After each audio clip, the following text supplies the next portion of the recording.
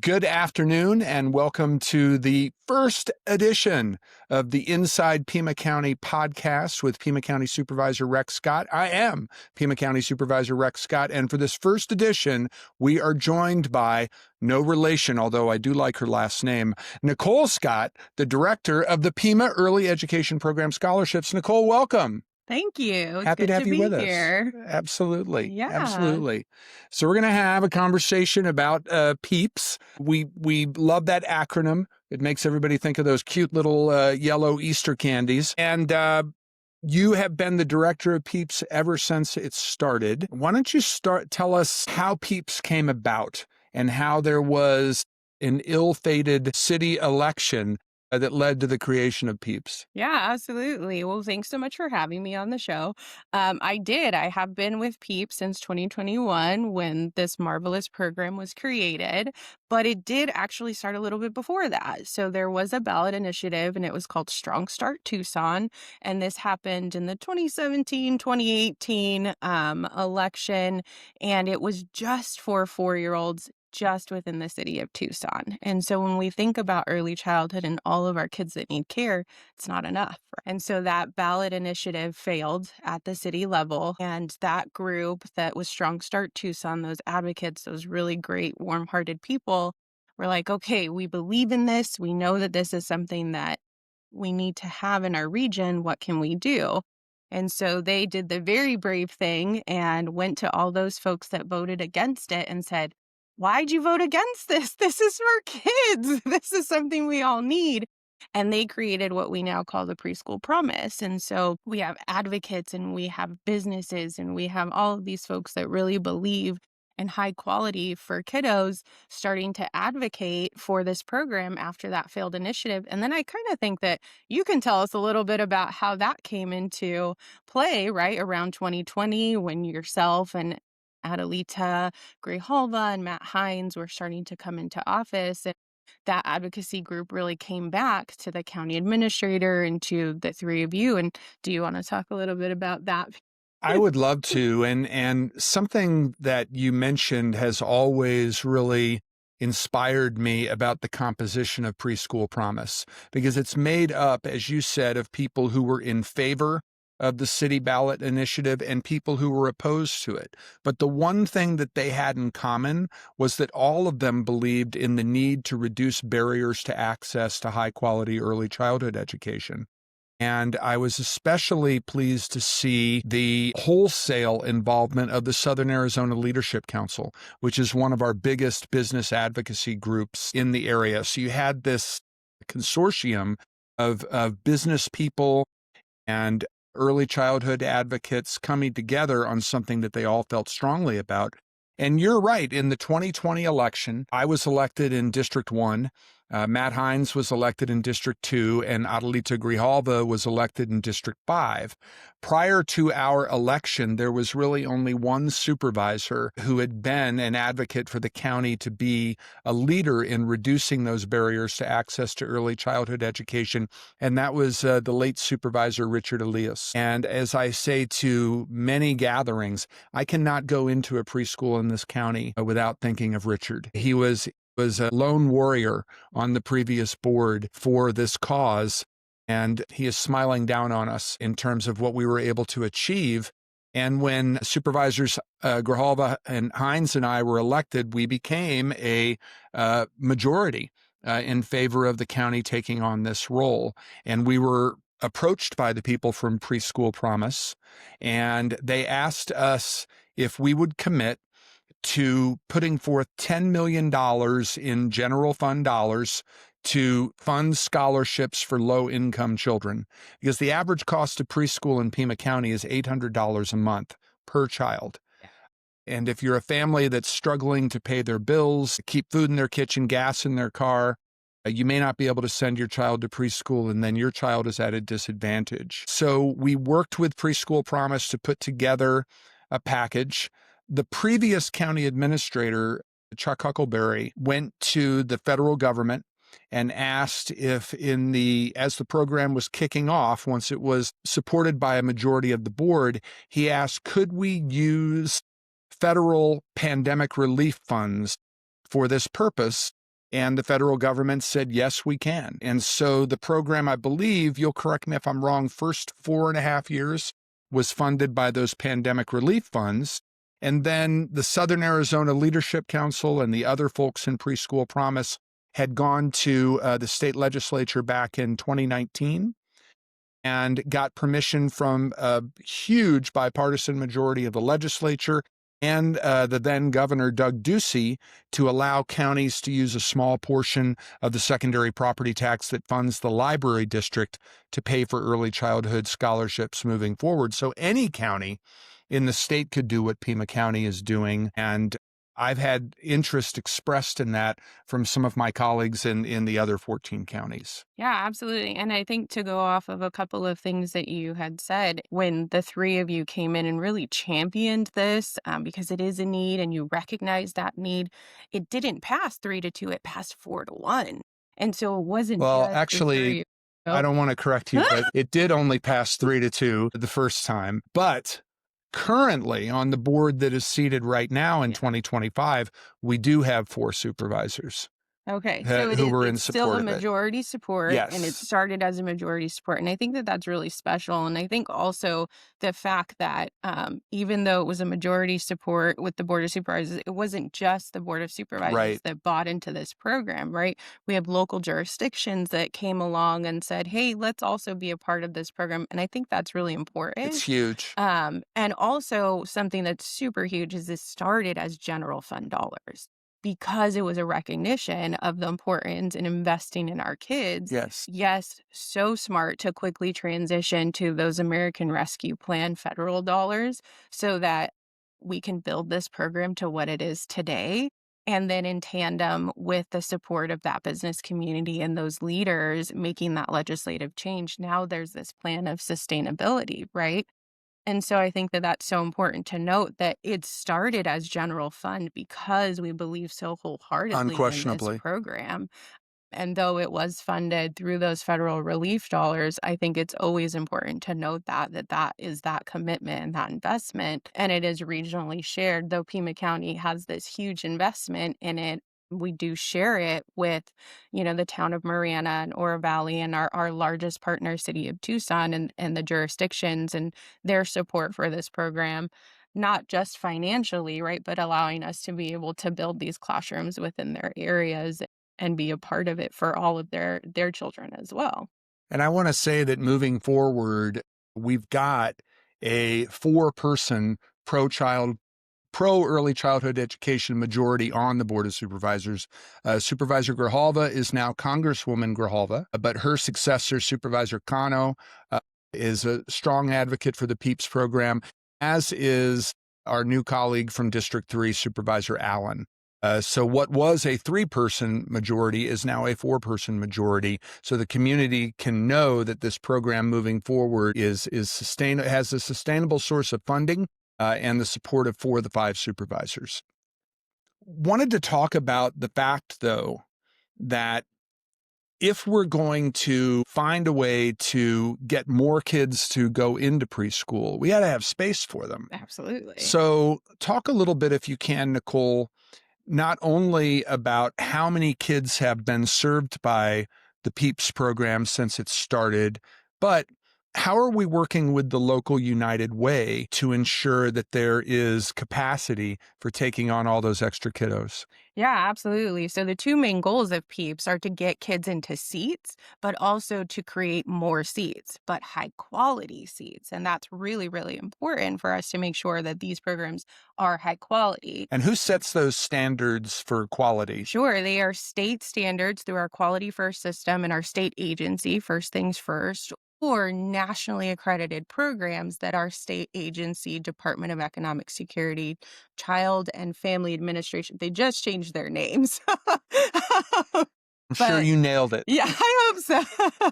That they recognize as national high quality. So we have some national high quality programs as well. So both state and nationally recognized programs researched, proven programs set those standards for high quality. We didn't, as Pima County, come and say, these are the standards.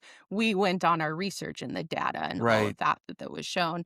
But we quickly realized in 2021, when the program was getting off the ground, we need help. We need to figure out how we can do this. And so, through that partnership with United Way and their great community convenings that they are known for, we built that relationship with them very quickly in 2021, and then also realized we don't necessarily have a mechanism for taking in individual donations that are smaller than we would anticipate.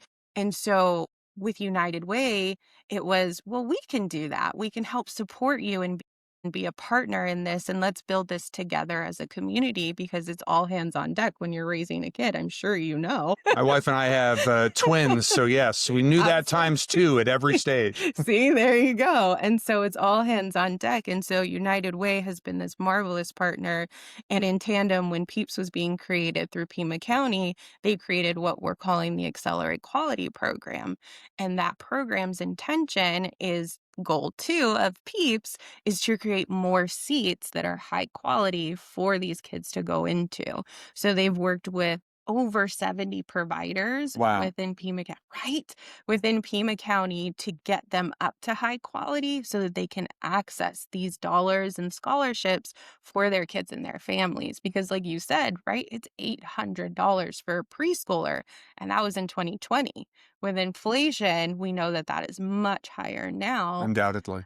And to serve children in a high quality environment, it's higher than the average childcare or preschool that we're taking our kids to. So we want to make sure that we're providing enough funds for these providers to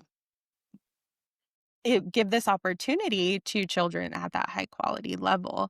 And so through Accelerate Quality, they're able to take in those donations through philanthropic folks, through different agencies and organizations that want to be a part of this program, because it's raising a child as a village and helping to create these high quality seats across the region. And with the work that they've done, I believe in the programs, over those 70 programs, that's over 2,000 children that are affected. So yes, PEEPS is serving 1,500 kids a year. Like, that's our minimum goal, right? And 5,000 since we started. This is in addition to creating more seats so that we can serve more kids, because we're only serving 41% of our region's need. And in order for us to serve more kids and create more quality seats, we need that partnership. And through Accelerate Quality, through our United Way program and the partnership that we have with them, businesses and philanthropics and individuals are able to donate to that and further this work along. So we have been able to count on support from some of the other local jurisdictions, Tucson, Marana, Oro Valley. You also mentioned the role of the United Way and its Accelerate Quality program in terms of expanding preschool capacity. Talk to us a little bit about the role of the K-12 districts and how they have helped to ensure that children in their communities, their parents know about these scholarships and know about how to access them. Yeah, absolutely. So when this program started, we reached out to all of our Pima County school districts and said, who has capacity and capability to join us on this ride so that we can create new preschool classrooms for each of the communities. With all of the things that are going on with the public school system and enrollment being down because of a lot of different variables, this was one way for us to be able to bring enrollment back up and get families back on these public school campuses. And so we found a partnership within our Pima County school districts, and we work with 6 directly to build new classrooms, create new jobs because we needed teachers for those classrooms, Right. and new spaces for kids that are within their communities, some within walking distances to those campuses. So it's so easy for families to get to. And I'm so proud of that piece of our programming, because we started with our school districts with only 9 classes, and we have over 30 school district classes now. And that's because the school districts invest into those programs as well. They provide the environments, they keep the lights on, they provide the maintenance and the facility and anything that those districts classrooms need. And it's been so welcoming. The principals love having the kids there. The families love being on the campus because if they have older kids, I am a mother of four. And so if I had my older kids, I want my younger kids to be on that same Of environment course. and Yeah. campus. So it makes it so much easier for families to keep their kids in that same place. That continuity of care is really important for high quality early childhood education. And so these kids are on these campuses, and the school districts recognize the importance in this and they want to be a part of it and invest in it. And we're so happy to see that now some of their bonds and overrides and things that they're going out for are for early childhood improvements and Yes. for creating new classrooms and really investing more into it than what they already do now. So I think that's really special. So we know that the K-12 districts are significant partners in this endeavor, but so are the private sector early childhood operators. So is, as you said earlier, First Things First.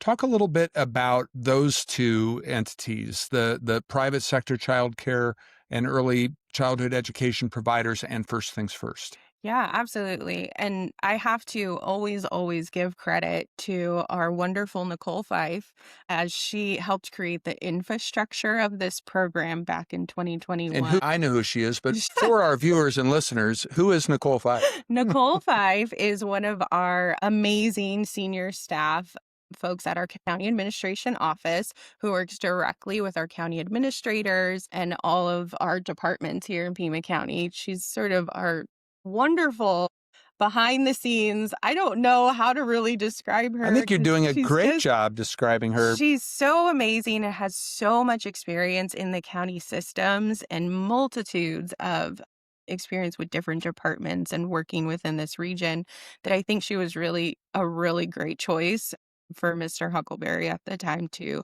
lay this on Nicole and help build this infrastructure. Because one thing that she did really well was recognize that Arizona is a mixed delivery system with early childhood, and we can't just put all of our money into the school districts.